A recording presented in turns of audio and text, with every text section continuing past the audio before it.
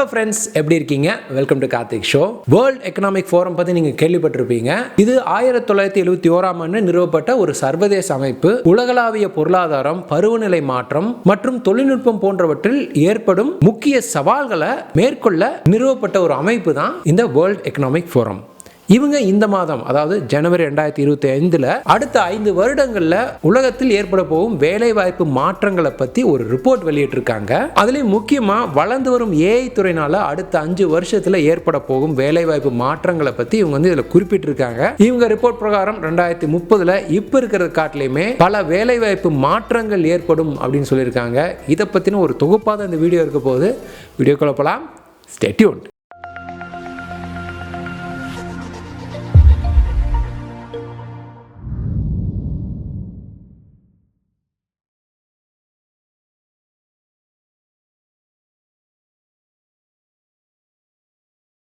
Welcome back. 2030 இந்த world economic forum என்னென்ன மாற்றங்கள் ஏற்படும் அப்படின்னு சொல்லியிருக்காங்கன்னு பார்க்கறதுக்கு முன்னாடி எவ்வாறு இந்த தகவலை சேகரித்தாங்க அப்படிங்கிறத நம்ம முதல்ல தெரிஞ்சுக்கணும். இவங்க 55க்கும் மேற்பட்ட பொருளாதார நிலைப்பாட்டில் உள்ள 22 வெவ்வேறு துறைகளை சேர்ந்த நிறுவனங்கள்லேருந்து தகவலை சேகரிச்சிருக்காங்க. அவங்க 1000க்கும் மேற்பட்ட நிறுவனங்களை ஆராய்ந்து உள்ளார்கள். அதில் பார்த்தீங்கன்னா சுமார் 1,40,00,000க்கும் மேற்பட்ட தொழிலாளர்களின் தகவல்களை இவங்க சேகரிச்சிருக்காங்க. இந்த தகவல்களை சேகரித்து தான் இவங்க இந்த ரிப்போர்ட்டை வெளியிட்டிருக்காங்க. அதாவது அடுத்த 5 வருஷத்தில் உலகத்தில் எப்படி வேலைவாய்ப்பு மாற்றங்கள் ஏற்படும் அப்படிங்கிறத இவங்க அறிவிச்சிருக்காங்க. இவங்க ரிப்போர்ட் பிரகாரம் இந்த வேலைவாய்ப்பு மாற்றங்களுக்கு 4 முக்கிய காரணங்கள் இருக்கும் அப்படின்னு சொல்றாங்க. அதுல முதல் காரணமா சொல்றது தொழில்நுட்ப வளர்ச்சி, அதுல முக்கியமா ஆர்டிபிஷியல் இன்டெலிஜென்ஸோட வளர்ச்சி. இரண்டாவது உலக பொருளாதார மாற்றங்கள். மூணாவது பருவநிலை மாற்றங்கள். நாலாவது சொல்ற காரணம் மக்கள் தொகையில் ஏற்பட போகும் மாற்றங்கள், அதாவது வயதானவர்களின் எண்ணிக்கை, இளைஞர்களின் எண்ணிக்கை அதிகமாகிறது. இந்த மாதிரி இந்த மக்கள் தொகையில் ஏற்பட போகும் மாற்றங்கள் டெமோகிராபிக் சேஞ்சஸ் சொல்லுவாங்க. இதனால வேலைவாய்ப்பு மாற்றங்கள் ஏற்படும் அப்படின்னு சொல்லியிருக்காங்க. இந்த 4 முக்கிய காரணங்கள்ல அதிகமாக இம்பேக்ட் செய்ய போகிறது தொழில்நுட்ப வளர்ச்சியான ஆர்டிஃபிஷியல் இன்டெலிஜென்ஸ் அப்படிங்கிறத அவங்க குறிப்பிட்டிருக்காங்க.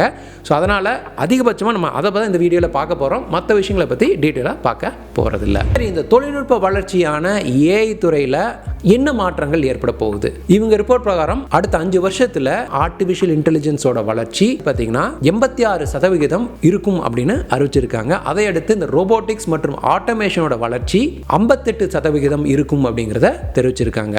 மூணாவது அவங்க சொல்றது எனர்ஜி ப்ரொடக்ஷன் இண்டஸ்ட்ரீஸ், அதாவது இந்த சோலார், விண்ட், இந்த பேட்டரி டெக்னாலஜி, இதை சார்ந்து எனர்ஜியை உருவாக்குறாங்க பார்த்தீங்களா, ஆற்றலை உருவாக்குற இண்டஸ்ட்ரீஸோட வளர்ச்சி 41% இருக்கும் அப்படின்னு சொல்றாங்க.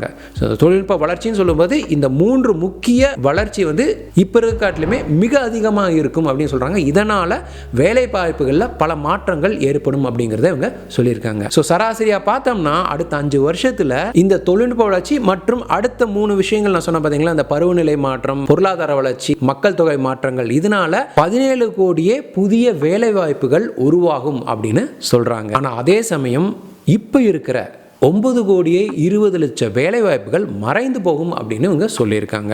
ஸோ கூட்டி கழிச்சு பார்த்தோம்னா இப்போ இருக்கிற காட்டிலையுமே அடுத்த 5 வருஷத்துல 7,80,00,000 வேலை வாய்ப்புகள் அதிகரிக்கும் அப்படிங்கிறது இவங்க ரிப்போர்ட் பிரகாரமா இருக்குது. சரி, அப்படி என்னென்ன வேலை வாய்ப்புகள் வளர்ச்சி அடைய போகுது அப்படின்னு பார்த்தீங்கன்னா, இந்த தொழில்நுட்ப வளர்ச்சி காரணமா ஏஐ மற்றும் machine learning specialist, big data specialist, network மற்றும் cyber security specialist, fintech engineers, அதாவது இந்த ஃபினான்ஸ் சம்பந்தமான பிசினஸ்ல எல்லாம் வேலை செய்யற இன்ஜினியர்ஸ், ஆட்டோனமஸ் மற்றும் எலக்ட்ரிக்கல் வெஹிக்கிள் ஸ்பெஷலிஸ்ட், அதாவது தானாக இயங்கக்கூடிய வாகனங்கள், இந்த எலக்ட்ரிக் வாகனங்கள் இருக்கலாம், அது சம்பந்தமான இன்ஜினியர்ஸோட டிமாண்ட். அப்புறம் என்விரான்மெண்டல் இன்ஜினியர்ஸ், மேலும் ரெனியூவபிள் எனர்ஜி இன்ஜினியர்ஸ்க்கான டிமாண்ட் அடுத்த 5 வருஷத்துல அதிகரிக்க போகுது. என்விரான்மெண்டல் இன்ஜினியர்ஸ், இந்த ரெனியூவபிள் எனர்ஜி இன்ஜினியர்ஸ் எல்லாம் காரணம் நம்ம பூமியில ஏற்பட போற கிரீன் ரெவல்யூஷன் காரணமாக தான். அதாவது எந்த அளவு நம்மளால இந்த ரெனியூவபிள் எனர்ஜியை உருவாக்க முடியும், இந்த சோலார், விண்ட், இந்த மாதிரி விஷயங்களை எல்லாம் நம்ம எப்படி பயன்படுத்தி நம்ம வரும் காலங்களில் சஸ்டெயின் பண்ண முடியும் அப்படிங்கறத சார்ந்து இருக்கிறது தான் இந்த இன்ஜினியர்ஸ். ஸோ இவங்களுக்கான டிமாண்ட்ஸ் எல்லாம் அடுத்த 5 வருஷத்துல அதிகரிக்க போகுது. சரி, என்னென்ன வேலை வாய்ப்புகள்லாம் கம்மியாகும் அல்லது மறைந்து போகும் அப்படின்னு சொல்றாங்கன்னா, கேஷியர்ஸ்,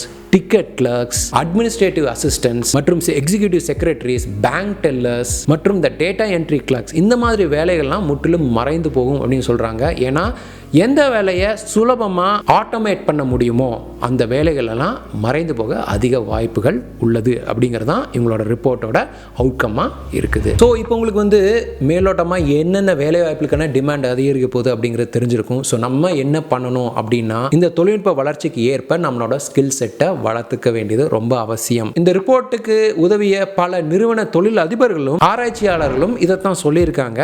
ஏன்னா அவங்களுக்கு வந்து லேட்டஸ்ட் டெக்னாலஜிக்கு ஏற்ப ஸ்கில் செட் கொண்ட ஆட்கள் அதிகமாக தேவைப்படுகிறார்கள். அங்கே வந்து ஒரு கேப் இருக்குது அப்படிங்கிறது சொல்லியிருக்காங்க. இந்த கேப்பை நிரப்பணும்னா நம்ம அந்த விஷயங்களை எல்லாம் தெரிஞ்சுக்க ஆரம்பிக்கணும். நம்மளோட ஸ்கில்ஸை அப் டு டேட்டை நம்ம வச்சுக்கிறது நல்லது. மேலும் நம்மளோட analytical thinking, creative thinking, problem solving skills இதையெல்லாம் நம்ம வந்து அதிகமாக வளர்த்து கொள்ள வேண்டும். இதெல்லாம் தான் அடுத்து ஏற்பட போகிற இண்டஸ்ட்ரியல் ரெவல்யூஷனில் நம்மளை ஒரு சேஃப் பிளேஸில் வைக்க உதவும். இது வந்து அஜிலிட்டி அப்படின்னு சொல்லுவாங்க. அதாவது நம்ம வந்து அஜைலாக நம்மளோட நாலேஜை காலத்துக்கு ஏற்ப அப்டேட் பண்ணி மாற்றிக்கொண்டே இருக்க வேண்டும் அப்படிங்கிறது தான் இந்த அஜிலிட்டியை குறிக்கும். ஸோ இந்த அஜிலிட்டி அப்படிங்கிறது ஒவ்வொருத்தருக்கும் ரொம்ப முக்கியமான விஷயமா இருக்குது. மேலும் நான் முன்னாடியே சொன்ன மாதிரி இந்த analytical skills, creative skills, problem solving skills இதெல்லாம் நம்ம வளர்த்துக்கும் போது இந்த உயிரற்ற செயற்கை நுண்ணறிவான கணினிகளை காட்டிலுமே மேலோங்கி இருக்க உதவ போகிறது. அப்படி இருந்தால் தான் இந்த ஏஐ அப்படிங்கிறது நம்மளோட திறனை அதிகரிக்க உதவும் ஒரு கருவியாக இருக்குமே தவிர நம் வேலையை பறிக்கும் ஒரு ஆபத்தாக இருக்காது. ஸோ இப்போ உங்களுக்கு புரிஞ்சிருக்கும். இந்த ரிப்போர்ட் பிரகாரம் நம்மளோட ஸ்கில்ஸ் கிட்ட வளர்ந்திக்க வேண்டியது ரொம்ப அவசியம். இந்த வேர்ல்ட் எக்கனாமிக் ஃபோரம் ரிப்போர்ட் அப்படிங்கிறது ரொம்ப பெருசு. அதில் வந்து ரொம்ப சுருக்கமாக இந்த டெக்னாலஜி சம்பந்தமான விஷயங்களை மட்டும் தான் நான் இங்கே கவர் பண்ணியிருக்கேன். இதை பற்றி இன்னும் நீங்கள் டீட்டெயிலாக தெரிஞ்சுக்கணுன்னா இந்த ஃபுல் ரிப்போர்ட்டுக்கான லிங்க்கை வந்து நான் டிஸ்கிரிப்ஷனில் கொடுக்குறேன். செக் பண்ணி பாருங்கள். கண்டிப்பாக அது உங்களுக்கு இதை பற்றி இன்னும் நிறைய தகவல்களை தெரிஞ்சுக்க உங்களுக்கு உதவும். ஸோ இந்த வீடியோ மூலமா உங்களுக்கு இந்த வேர்ல்ட் எக்கனாமிக் ஃபோரமில் என்ன சொல்லியிருக்காங்க, அடுத்த 5 வருடங்களில் 2030 எப்படி வேலைவாய்ப்பு மாற்றங்கள் இருக்கும் அப்படிங்கிறது ஓரளவுக்கு புரிஞ்சிருக்கும்னு நினைக்கிறேன். இந்த வீடியோ பற்றின கருத்துக்கள் வரவேற்கப்படுகிறது. இந்த வீடியோ பற்றி நீங்கள் என்ன நினைக்கிறீங்க? இந்த வீடியோ உங்களுக்கு பிடிச்சிருக்கா? இதெல்லாம் வந்து கருத்துக்கள்லாம் கமெண்ட் பாக்ஸில் தெரிவிங்க. இது வேற யாருக்கு யூஸ்ஃபுல்லாக இருக்குன்னு நினச்சி கண்டிப்பாக ஷேர் பண்ணுங்கள். இதே மாதிரி இன்னும் நிறைய வீடியோ பார்க்கணுன்னா நம்ம சேனலை சப்ஸ்கிரைப் பண்ணுங்கள். இன்னும் நல்ல வீடியோ மறுபடியும் பார்க்குறேன். Karthik signing off. பாய்.